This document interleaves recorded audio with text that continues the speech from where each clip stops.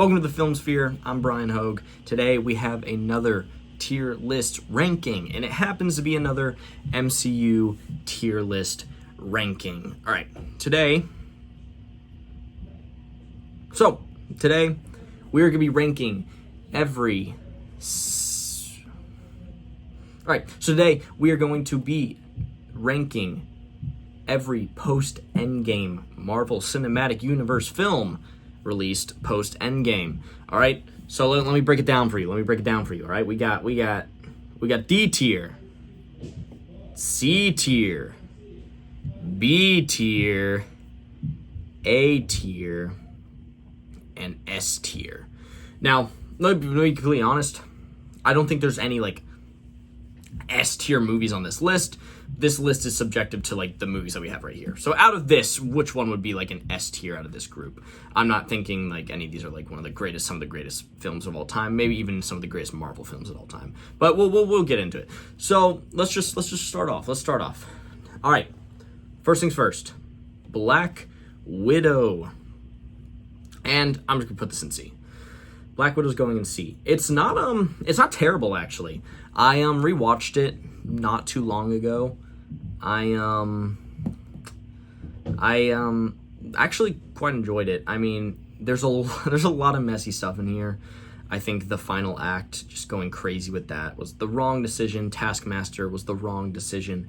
But in terms of the pros, Alexei and Yelena being introduced in this, it's so good. Those are such good characters, and I'll talk about them more when we get to Thunderbolts. They're such good characters, and their chemistry is unmatched. The chemistry with everyone, and it's funny because they kind of just outshine Natasha Romanoff in her own movie, which is kind of sad because this is Scarlett Johansson's only Black Widow movie. This was her send off, and then you introduce these really awesome characters in there that we've come to fall in love with, and I don't know. I think it's not terrible for sure. It's definitely gotten better over time, just because there's other movies on this list that are a lot worse, and I think it harkens back to more of that just mid-tier phase 3 movie or something. But fun action, fun little spy thriller, and all the characters are really good. I think it just came together pretty messy at the end, but C tier. All right. Next up, Shang-Chi. This is a difficult one because I like a lot of things about Shang-Chi, and there's a lot of things I really dislike. And I think that's the common trend with a lot of these post-Endgame movies, is that it doesn't really satisfy all the wants and needs. But I'm going to put Shang-Chi in B. So we're going to go top of B. And what I really like about this film is a lot of the practical stunt work. It reminds me of Jackie Chan style films and other older Hong Kong films. So really cool action. I really like Simu Liu as Shang-Chi. And Tony, what's his name? Tony Leung as the Mandarin, or his dad. Really compelling villain. MCU's known for their sort of spotty villains, but I really like Shang-Chi because he's honestly not a bad person. We took a really relatable dilemma for him, or for a really relatable dilemma for people, and sort of gave that as his driving force for some of the things he's done that he doesn't want to do. But it's a really compelling story between father-son story. But where the movie loses me is when we have a giant CGI dragon and a giant CGI monster thing flying around, and we have Shang-Chi freaking flip flying around with rings. Come on. We had really good practical stunt work all movie, and now we're just all CGI models just drifting in a void. But yeah, Shang-Chi going in B tier. It's just the way it is. It's not a top tier MCU film. A lot of people really love Shang-Chi, but I enjoy it for what it is, and yeah. Next up, this might be a divisive choice. We're going Eternals, top of C. Now, Is this movie overstuffed? Yes. Is this movie long as crap? Yes. Long as crap and overstuffed is not a good combo. It kind of shows you probably needed like a TV show to flesh this out, or like multiple movies. But I respect the ambition. I went in hearing awful things about Eternals and watched it and kind of enjoyed it. I think a lot of the characters really enjoyable. I like Gemma Chan as Cersei. I like Barry Keoghan as Druig, and also like Camille Nanjiani in there as well. And I liked a lot of the characters. It's just at the end of the day, this is an overly ambitious and just lot of exposition, a lot of world building, which I liked a lot of the world building we were doing, but it was just so overstuffed and it was just all over the place. The pacing was bad, but cool action, cool stuff. I just think this could have been so much better, and I think it was so alienating for a lot of audiences that it sort of sheds a lot more negative light on this than it deserves. But I don't think it's that bad of a movie. I think if you watch it with like zero expectation of what anyone says or what everyone said, I think you come out being like, oh, I liked it. And I think it is. I think it's a fun movie. Like you can enjoy it. Next up, Spider-Man: No Way Home. Now, hear me out. I gotta lock in for this. Spider-Man: No Way Home, on its own, is not a good movie. Now you're telling me Peter Parker couldn't get into college because he's Spider-Man or whatever, and his solution is, instead of pleading my case, instead of going down there and pleading my case with the college board, I'm going to go to my wizard friend, Dr. Stephen Strange, MD, and I'm going to ask him to wipe the minds of everyone on this planet. And Dr. Strange says, okay. And then this spell somehow happens to bring all the multiversal Spider-Man villains, some which who haven't even know that Peter Parker's Spider-Man, Electro. And it's a horrible script, horrible setup, horrible base of a movie, but is elevated so much by the end of the movie. Like, Toby, Tom, and Andrew and the villains elevate this so much that a lot of people turn a blind eye to how absolutely atrocious this script is and how absolutely atrocious this plot is. But I don't care. No Way Home's going in A. I was a snobby No Way Home fan for a while and was like, oh, the plot's not even that good. And I rewatched it and I'm like, I don't care. This is so special. Toby, Andrew, and Tom fighting OG villains for the last 40 minutes of the movie. It's something special. It's not a good movie at its center, but it makes you feel good. It makes you feel like you watch a good movie. And that's what matters. Spider-Man: No Way Home is an A. Next, Multiverse of Madness. This is another one I'm going to go more positive on.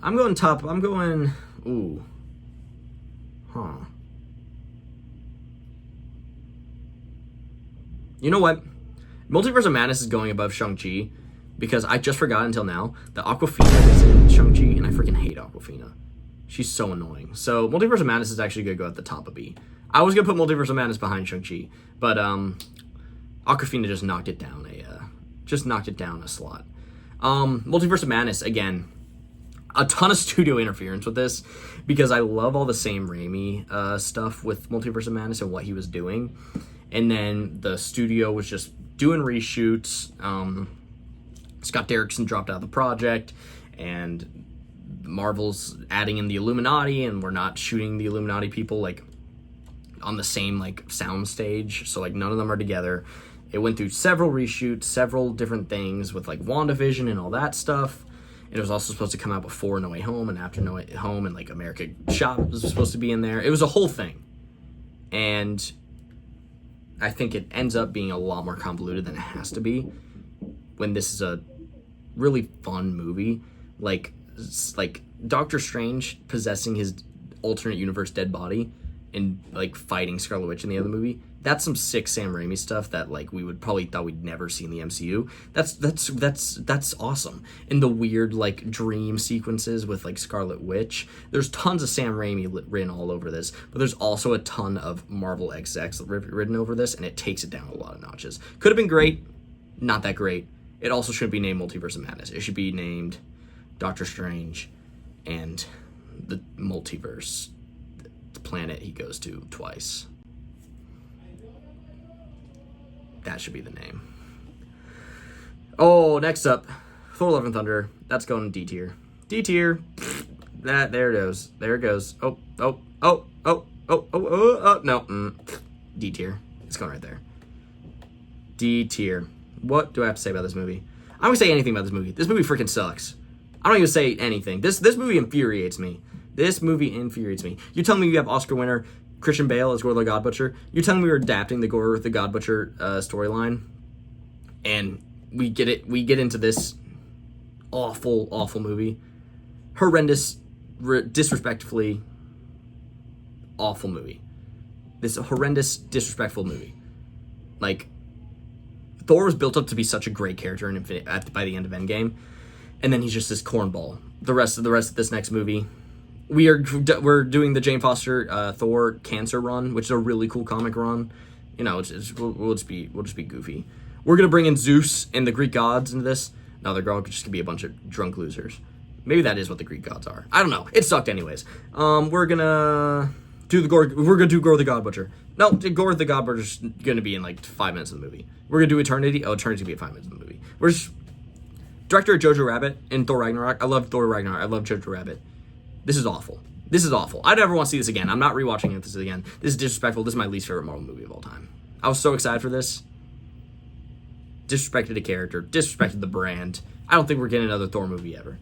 What an awful movie. Awful movie. I'm getting mad thinking about it. What if we just took it off the list? What if it's not on the list? What if it's an F tier? Hold up a second. We're adding another tier. How do I add a tier, guys? Bro, what? Hold up. Add row below. Oh! Here's what we're going to do. We're adding a whole other tier. And this tier is going to be called... Okay, well, my computer's not working. Thor, Love... Love, and Thunder. There. There we go. That's beautiful. Isn't that beautiful, guys? Look at that. See? Let's break it down again. S tier, A tier, B tier, C tier, D tier, and Thor: Love and Thunder. That's where that's gonna go. And then we're gonna add a little, sad face there. That's what I like to see. Hey, look at that. Isn't that beautiful? No, it's a smiley face. I don't want a smiley face. There. As it should be. All right, moving on. Sorry about that, guys. Moving on, we have Wakanda Forever.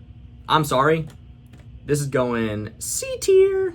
Top of C tier. What a disappointing movie. Now, I know Chadwick Boseman passed away.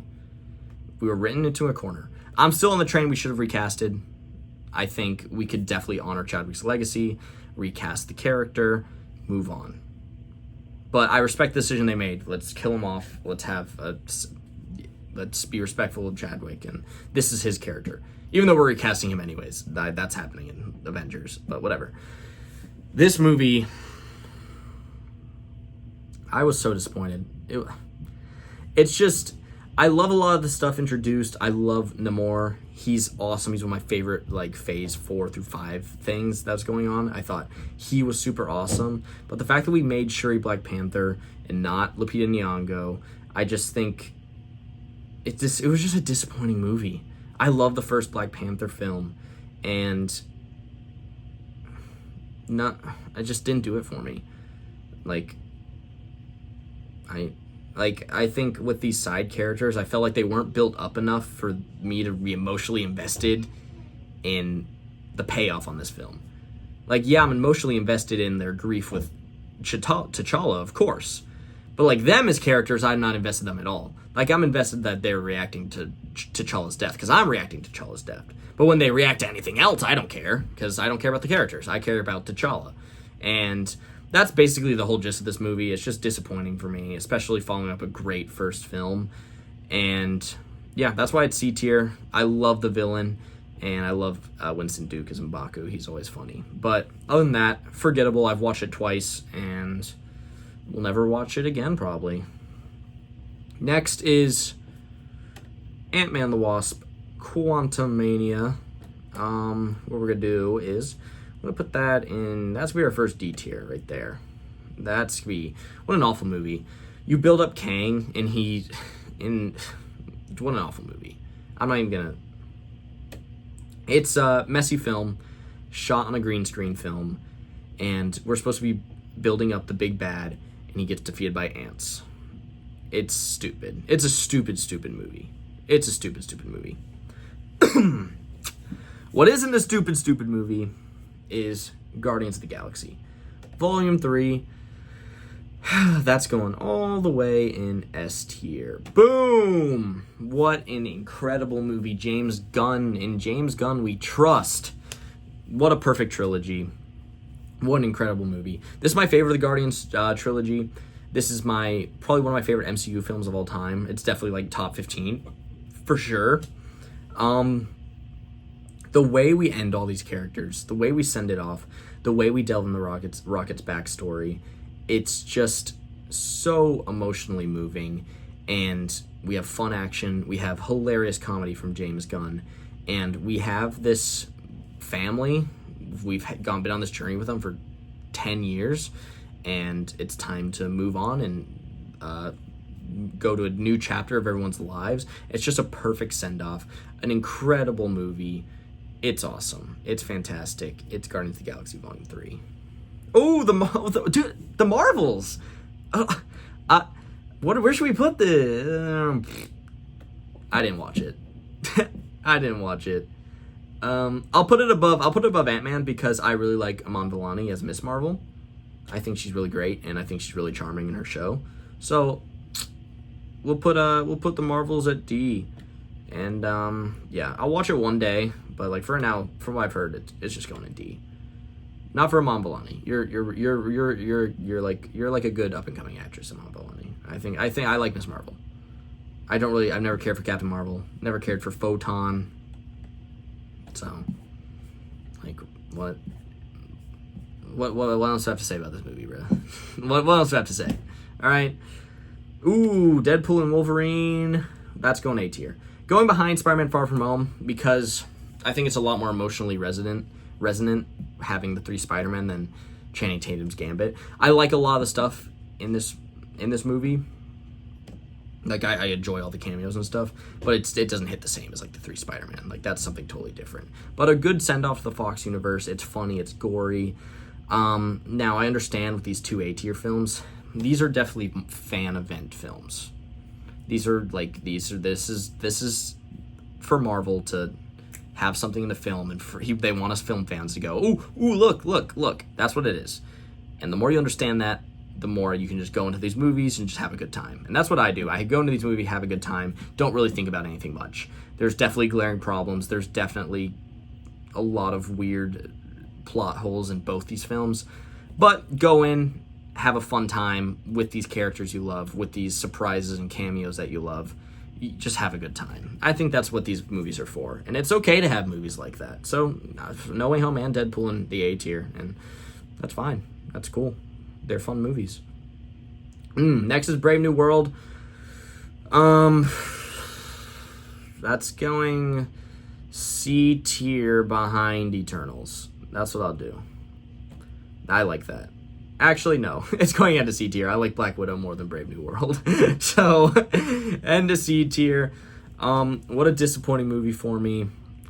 I think Falcon and Winter Soldier could have been a lot better Captain America movie, but the fact that this is the Hulk sequel, and you can just tell the rewrites happened on this film.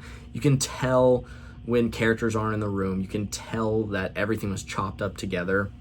At times it works, at times it doesn't.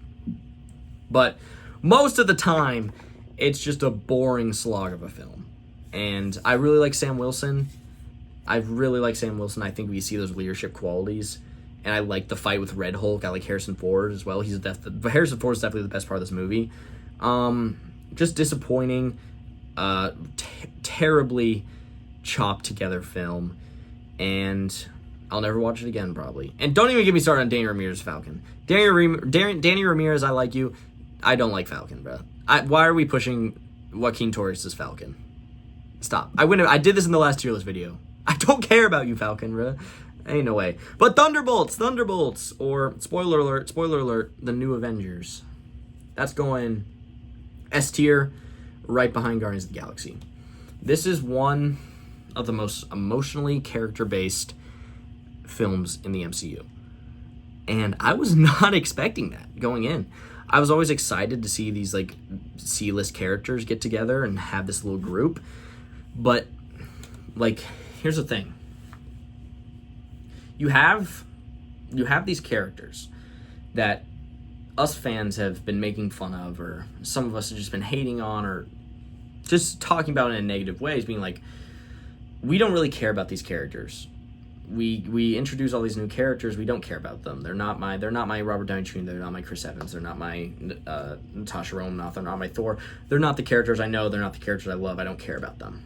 And to have that real world setup, go into this movie and have all these characters deal with the thoughts of, I'm alone, I have no purpose, I'm nothing, and use that as the emotional core of the film, and also in doing so make those fans before that were saying I don't care about these characters care about those characters.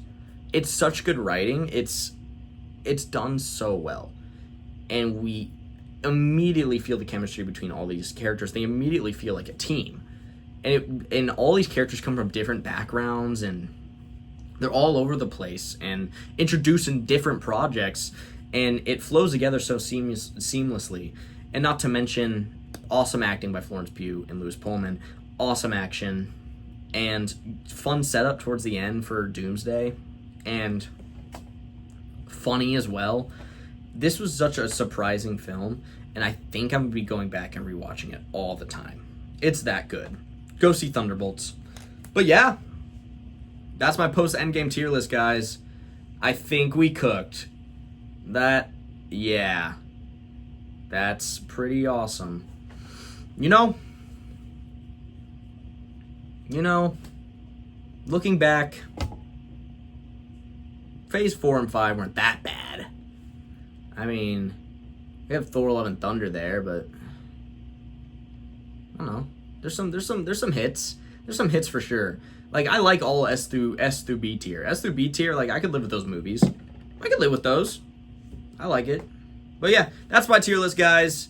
Thank you for watching. Please like and subscribe, and be good people. Good night.